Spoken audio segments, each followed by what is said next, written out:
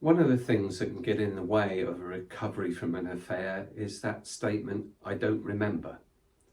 So for the betrayed partner, there's so much they need to understand and know. And for the unfaithful partner, they're often saying, "I don't remember." Some are saying that to avoid shame, to avoid having to answer. But for many, it's a true statement. They can't actually remember. So the betrayed partner is asking, when was the first time you kissed? How many texts did you send the first week? What date did you meet him for the second date? All of these things are very difficult to remember for the person that's been unfaithful, but it feels like it's avoidance and it gets in the way of the recovery. So what do you do with this?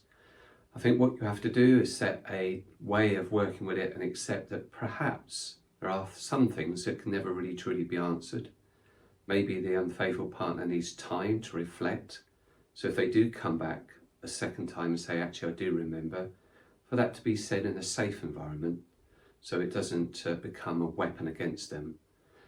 And also to accept that there may be things that are difficult to name as a particular date or a time, but you can actually talk about the general big umbrella around that. I can't remember what date we met for the first date. I do remember it might have been a Tuesday or Wednesday. We went to a coffee shop, I can't remember its name, but I can look it up for you, etc., etc. You also can talk about the feelings around that. So when the betrayed partner is asking for a particular piece of information and the unfaithful partner can't remember, they can obviously talk about the feelings around that. I can't remember where we went for the first drive. I do remember feeling very nervous. I do remember feeling very excited. I do remember when that drive finished and we separated, I felt really guilty. So all that pieces of information can actually help, even though the direct answer isn't there. And you have to create an environment where it can be done well. So if the person that's been unfaithful comes with a piece of information that perhaps they weren't aware of at the beginning when being asked, the person that's been betrayed needs to not use that as a weapon against them, not make that an impossible task for the unfaithful partner to do. Obviously emotions get very high and it's a difficult time for both of you. I think if the person that's been unfaithful is saying, "I don't want to come and speak to you because you get upset," then obviously that's ridiculous. Of course the betrayed person will get upset.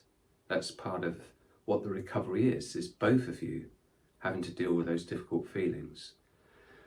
So that statement, "I don't know," can be worked with.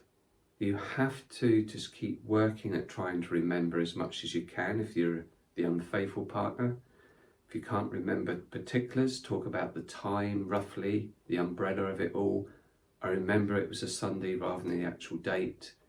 And for the betrayed partner, of course, because you've been betrayed and traumatised, it's going to be hard for you to believe anything. So even if you get that piece of information, you'll still doubt whether that's the truth.